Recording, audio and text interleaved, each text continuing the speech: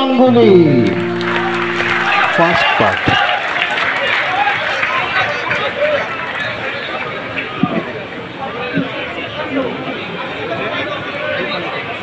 মোহনবাগান রত্ন এই বিশেষ সংবর্ধনা জ্ঞাপন করবেন মোহনবাগান সচিব দেবাশিস দত্ত। আগে উত্তরীয় স্মারক ইত্যাদি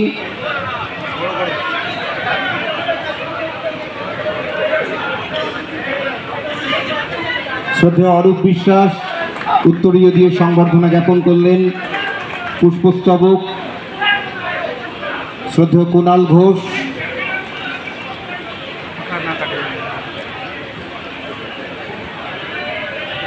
সত্যজিৎ চ্যাটার্জি এবং অন্যান্য সকলে আছেন। মোহনবাগান রত্ন পুরস্কারটি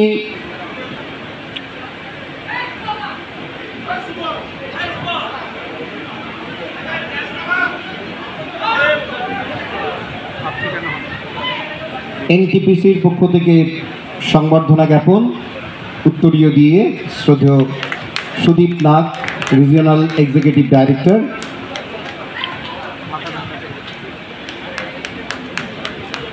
স্মারক তুলে দিলেন। এনটিপিসি লিমিটেডের পক্ষ থেকে আরও একটি স্মারক,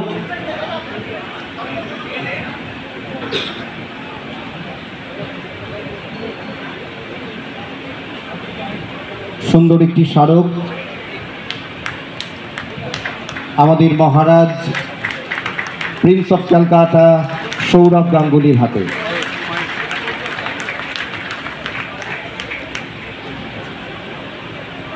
এবার মোহনবাগান রত্ন এই সংবর্ধনা তুলে দিচ্ছেন সৌরভ গাঙ্গুলির হাতে মোহনবাগান সচিব দেবাশিস দত্ত। জয় মোহনবাগান, জয় মোহনবাগান, জয় মোহনবাগান।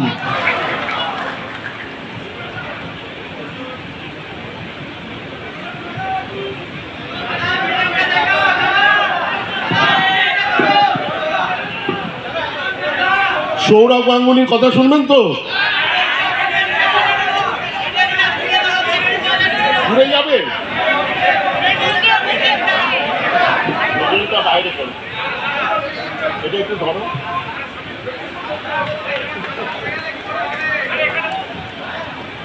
সৌরভ গাঙ্গুলির কথা শুনবেন তো জোরে? শ্রদ্ধেয় সভাপতি আমাদের সবার প্রিয় টুটুদা, দেবাশিস ক্লাব সেক্রেটারি সত্যজিৎ আছে, আমার খুব প্রিয় খেলোয়াড় ছিল। এখানে অনেকেই আছে যারা আমার খুব প্রিয় খেলোয়াড় ছিল, যারা নেইও তারাও, ক্লাবের সহসভাপতি কুণালবাবু, অরূপবাবু, উনি মাননীয় মন্ত্রীও আমাদের সাথে মঞ্চে আছেন, ক্রীড়ামন্ত্রী শ্রী অরূপ বিশ্বাস। এখানে ফুটবল জগতের অনেক সাকসেসফুল নামকরা মানুষ, বাপিদা আছেন, সুব্রত দত্ত, আমি বাপিদা বলেই চিনি। আমাদের সেক্রেটারি আছেন আইএফএর, সিএবি প্রেসিডেন্ট, ক্রিকেট জগতের বহু মানুষ যারা ময়দানে বহুদিন সময় কাটিয়েছে, গৌতম দা, বাবলুদা, আমাদের সিএবির ট্রেজারার প্রবীর, রবিদা এখানে আছে, সিএবির মেম্বাররা আছে পেছনে। আমি মনে করি যে অনেকে বলে না যে এখানে উপস্থিত সবাই, কিন্তু আমার একটা স্বভাব আছে যে সবার নাম করে বলা, কারণ সবাই এত সময় নিয়ে এই ফাংশনে এসছে আর এতক্ষণ ধরে বসে তারা অপেক্ষা করেছে এই পুরস্কারের জন্য। আমি মোহনবাগান ক্লাব নিয়ে হয়তো বেশি বলার আমার দরকার পড়ে না, কারণ এই ক্লাব সারা পৃথিবী, আমি শুধু বলবো না সারা ভারত, সারা পৃথিবীর মানুষ চেনে। আপনারা পেছনে দেখছেন 1911 সাল 29 জুলাই একটি মেমোরেবল দিন মোহনবাগান ক্লাবের কাছে।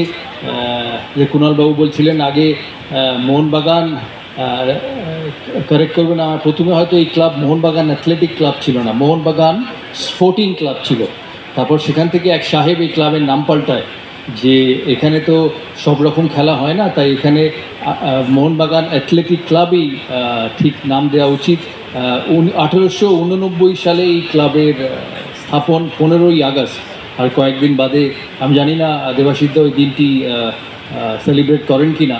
29শে জুলাই যেমন একটি বড় দিন, হিস্টোরিক দিন আমি মনে করি, কারণ খেলার মাঠ হচ্ছে হিস্ট্রির জায়গা। মানুষ ইতিহাস, তাদের সাফল্য, তাদের কাহিনী বছরের পর বছর ধরে মাথায় রেখে একটা কোনো সংগঠন, কোনো ক্লাব, স্পেশালি ফুটবল, ক্রিকেট বা যে কোনো স্পোর্টস সেটাকে এগিয়ে নিয়ে চলে। আজকে তাদের যে 29শে জুলাইয়ের যে সাফল্যের টিম, সেই টিমের কিছু মানুষ এখানে আছে, তারা নিজেদের সৌভাগ্যবান মনে করবে, তারা গর্বিত তাদের এই ফ্যামিলির যারা 1911 সালের এই ক্লাবে মোহনবাগানের হয়ে খেলেছে, মোহনবাগানকে জিতিয়েছে। কারণ মানুষ জিত সবসময় মনে রাখে। আমি মোহনবাগান ক্লাবকে শুধু 1911 দিয়ে মনে যাচাই করি না বা মোহনবাগানের গর্ব হিসেবে ধরি না।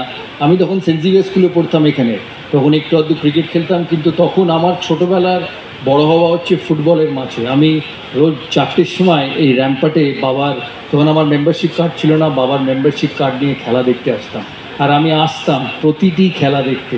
আর আমি একজনের নাম বলতে পারি যারা মোহনবাগান ক্লাবকে আজকে এখানে পৌঁছে দিয়েছে। তাদের মধ্যে কিছুজন আছেন এখানে, বিদেশ মানুষ, সত্যজিৎবাবু আছেন,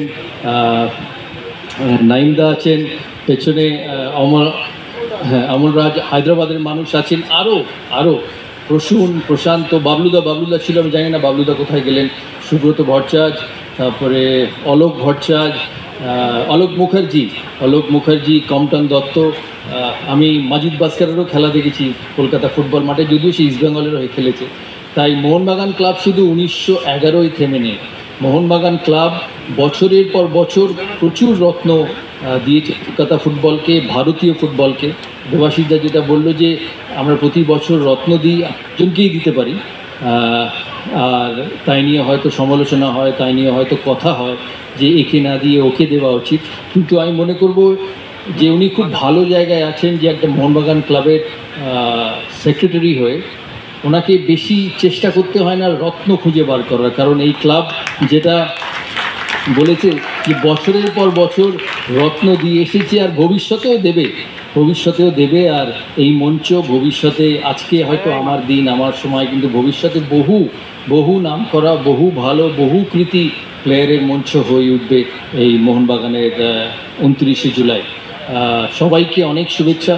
মোহনবাগান ক্লাবের যারা আছেন, শুধু আজকে নয়, আমি মনে করি কোনো ক্লাব, কোনো সংগঠন, কোনো স্পোর্টস সময় দিয়েছেন, দেবাশিসদা দেখছেন, ভবিষ্যতে নতুন প্রজন্ম আসবে, কম বয়সী প্রজন্ম আসবে, কারণ চেঞ্জ ইজ ইনএভিটেবল।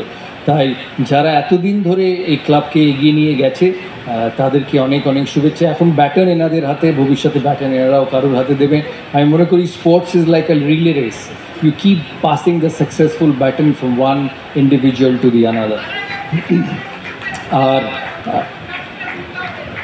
দেবাশিসদা বললেন, তাছাড়া অরূপদা বললেন, এখানে আরও যারা বক্তৃতা দিয়েছেন তারা বললেন যে আমাদের কাছে 90 মিনিটটাই কন্টেস্টে, 90 মিনিটটাই চ্যালেঞ্জের, 90 মিনিটটাই লড়াইয়ে, কিন্তু তার বাইরে মোহনবাগান, ইস্টবেঙ্গল, মোহামেডান, আর তাছাড়া এই ময়দানের বাকি সমস্ত ক্লাব, তার সময়টা খুব ইম্পর্টেন্ট। কারণ আমি মনে করি অরূপদা যেটা বলছিলেন যে খেলাধুলো এগোতে হবে, ফুটবল এগোতে হবে।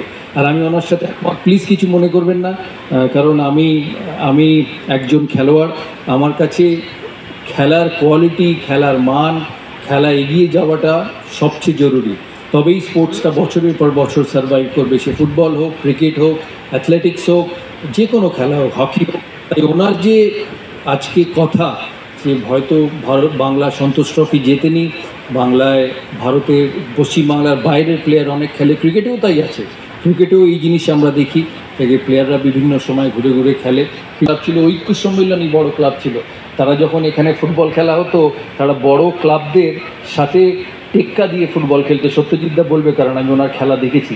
তাই ফুটবলের মান উন্নতি করতে বা ক্রিকেটের মান উন্নতি করতে এই ময়দানের সমস্ত যারা খেলার সঙ্গে যুক্ত তাদেরকে একটা জিনিস মাথায় রাখতে হবে, যে সব কিছু থাকবে, কম্পিটিশন থাকবে, লড়াই থাকবে, অর্থ থাকবে। আমি কোনোদিন মনে করি না যে অর্থ দিয়ে প্লেয়ার হয়, তাহলে কোনোদিন গাভাস্কর বা কপিল দেব বা টেন্ডুলকার বা সত্যজিৎবাবু বা বিদেশ মানুষ, প্রশান্ত, প্রসূন, উলগানাথন, মাজিদ ভাস্কর, জামশেদ নাসিরি, যা নাম বলবেন, ওই প্লেয়ার তৈরি হতো।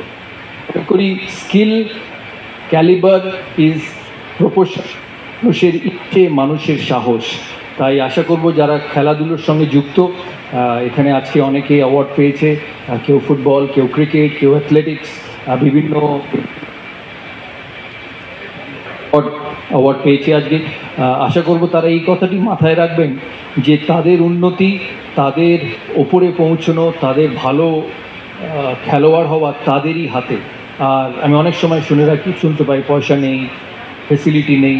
সব কিছু কিন্তু পয়সা ফেসিলিটির ওপর ডিপেন্ড করে না, তাহলে এত বড় প্লেয়ার এই দেশে এত সময়ের জন্য হয়ে উঠতো না। নিজেদের বড় হওয়া নিজের হাতে। আর আশা করব এই ময়দানের যারা আছে, এই ময়দান পশ্চিমবাংলার একটা হার্টবিট স্পোর্টসের। এই ছোট্ট বৃত্ত, এই আমি জানি না কত কিলোমিটার, এই ছোট্ট বৃত্ত, ডান দিকে ইডেন, এখানে মোহনবাগান, পেছনে ইস্ট বেঙ্গল, মোহামেডান, আর যারা বিভিন্ন কোশেয়ার আছে ক্লাবের, তাদের এই ময়দান হচ্ছে খেলাধুলোর হার্টবিট। তো আশা করব এই ময়দানে অনেস্টি, এই ময়দানে এফার্ট, এই ময়দানে খেলার প্রতি যে অনেস্টি, সেটা যেন বছরের পর বছর চলতে থাকে, সেটা ক্রিকেট হোক, ফুটবল হোক বা যে কোনো স্পোর্ট হোক।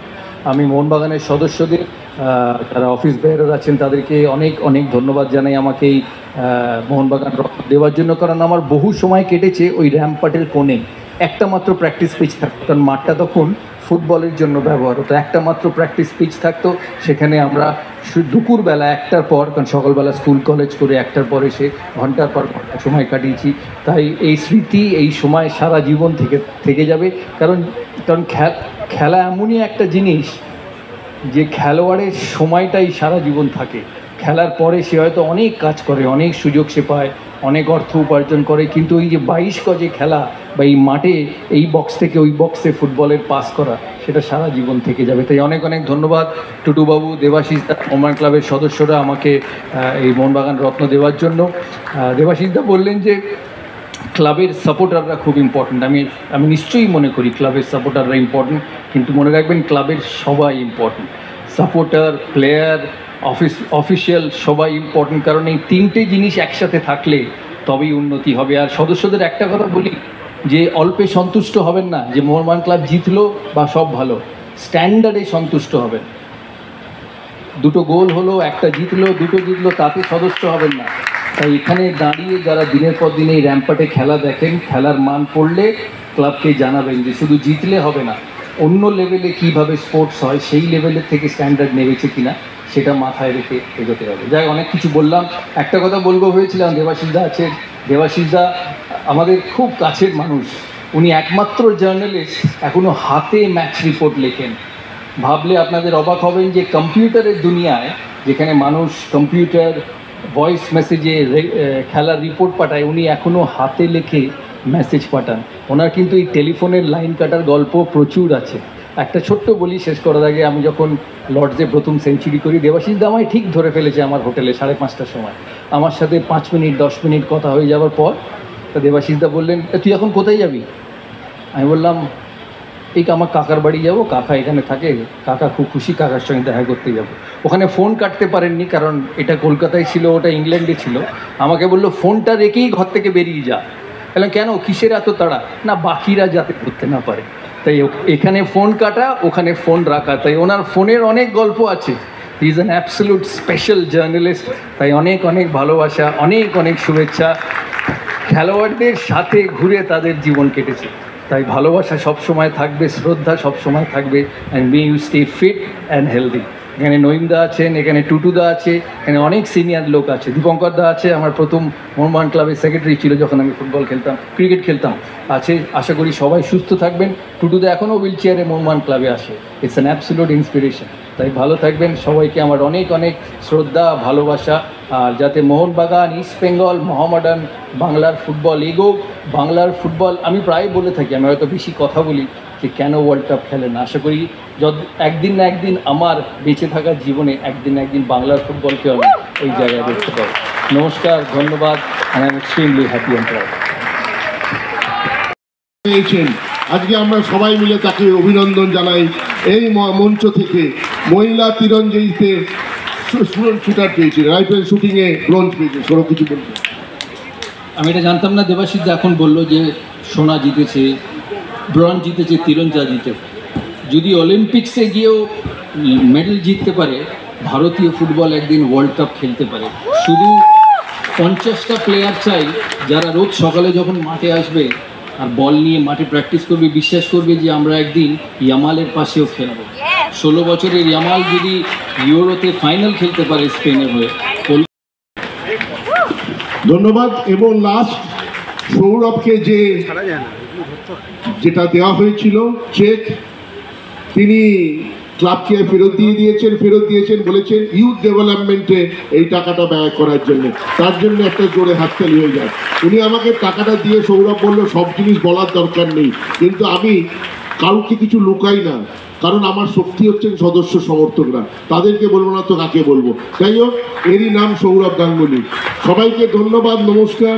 সব ক্রীড়ামন্ত্রী, সব মন্ত্রীরা এখানে এসছেন। অসীম রায়, প্লেব্যাক সিঙ্গার, অত্যন্ত বিখ্যাত সঙ্গীত শিল্পী অন্বেষা দত্তগুপ্ত, তিনি কেমন লাগছে আপনি সম্প্রতি করেছিলেন একটু আমরা হয়ে গেছে, তাই ভালো লাগে না।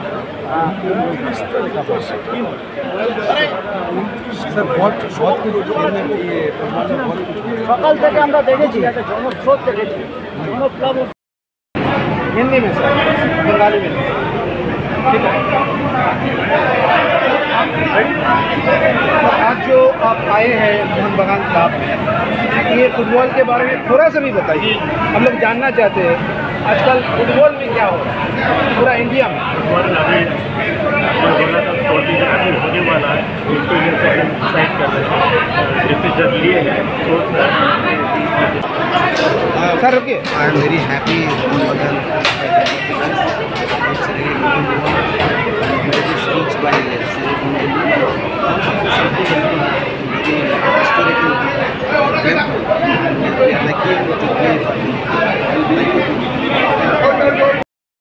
আমরা আপনাদের যেটা দেখালাম খবরাখবর এবং এ নিউজ ভারত থেকে সরাসরি যেটা আপনাদের দেখালাম, আমরা কথা বলেছিলাম অমল রাজের সাথে, কথা বলেছিলাম নয়ন স্যারের সাথে, যেটা কালকে আমরা বলেছিলাম।